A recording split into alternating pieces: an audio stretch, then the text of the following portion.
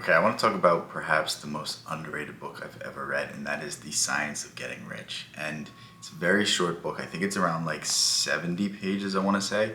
And in these 70 pages, you get some of the deepest wisdom that comes when you talk about having a career, when you talk about making money, when you talk about gaining riches. And the overall idea of the book, it's not like a step-by-step guide of like, if you invest in this mutual fund, you'll have this, you'll have this. After 40 years, you're gonna have this. No, it's more so the mindset. It's more so how to approach money, how to view money, and really put you on the right path. And some of the key ideas that still stick out to me, like I haven't read this book in probably like a year or two now, maybe 2 years that I haven't picked up this book, but I'll listen to the audiobook every once in a while. At the same time, like there's the idea that always reverberates in my head, and that's don't compete, create. Think about it like this. If you do everything that Amazon does, people are just still going to go to Amazon. They're not going to go to you because why would they go for an inferior product that does the exact same thing versus Amazon, who has better prices, who can always undercut you, who has all the shipping routes, who has this, who has that. But if you really want to do something different, if you really want to do something that stands out, that's the key. Create, don't compete. Everyone and their mother is going to go I'm going to put my nose to the grindstone, I'm going to work hard, I'm going to do this, I'm going to do that. Why don't you come up with an innovative idea that's so you, that's so unique that it can't be replicated? Think of the works of Nikola Tesla. Think of the works of Thomas Edison. Think of the works of Einstein. Like, these were people who did something different. These were people who created their own fields, who created their own industries, whose inventions and ideas still reverberate to this day. And that is the thing I want you to embrace. I want you to stop trying to be like everyone else. You can go the route of being like everyone else, or you can go the route of being yourself. One, well, you'll still feel lost in the end. One, you'll feel happy even if you fail. I would rather fail being who I am than succeed being someone I'm not. And I want you to take this mindset, because the truth is, if you really stay authentic, if you really find that idea, if you really use your creative faculties, your creative abilities, you will succeed. It's just that simple, and it's so important to embrace this idea, because the world has enough Amazons, the world has enough Walmart, Targets, all of these corporations that basically have just monopolized these industries. Don't try to be like them. Try to be like something else. There is a gap in the market, and that gap is you. There is a gap in the market, and that gap is authenticity.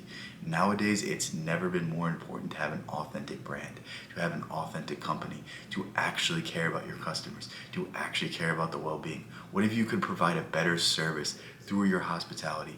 What if you could be a better individual?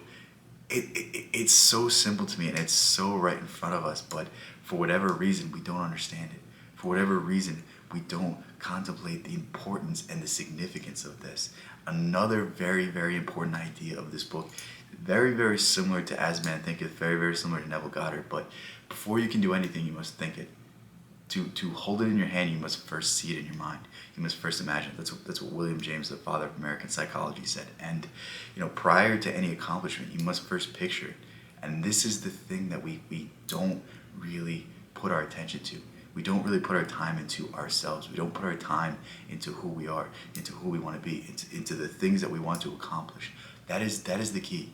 If you can put enough time and effort into simply the thought of what it is that you want to do, you will get the idea. But we distract ourselves all day long. We tell ourselves, I have 5 minutes, let me go on Instagram. I have this amount of time, let me do this. I have this amount of time. Like, when was the last time you just sat in a room and thought? When was the last time you thought about the direction that your life is going, and you thought about the direction you wanted to go, and started aligning your life in that way? And it's like, simple ideas like this are just going to go such a long way. I'm telling you, like, I want you to embrace the ideas I just said. The most important thing has to be the creating, not compete, though.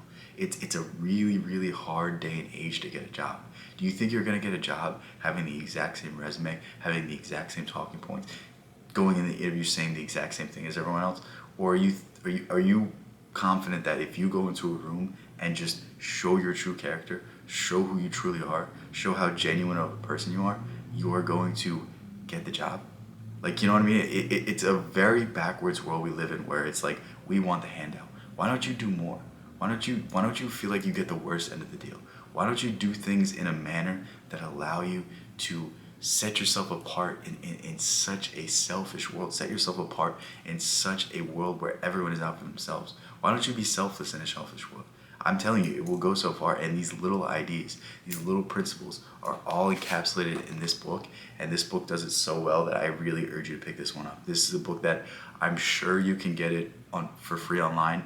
Wallace D. Wattles, I think he died in like 1910. So I'm guessing everything that he's written is out of copyright. I'm guessing everything that he's written is probably free online somewhere, and if it's not, you could always find the audiobook on YouTube. That's a very, very good source. I will link both of those in the description of this video. Love you guys so much. Please, please, please check out this book. This is something that's going to take you a day to read, but it is going to stick with you for the rest of your life. Peace out. I will catch you in the next one.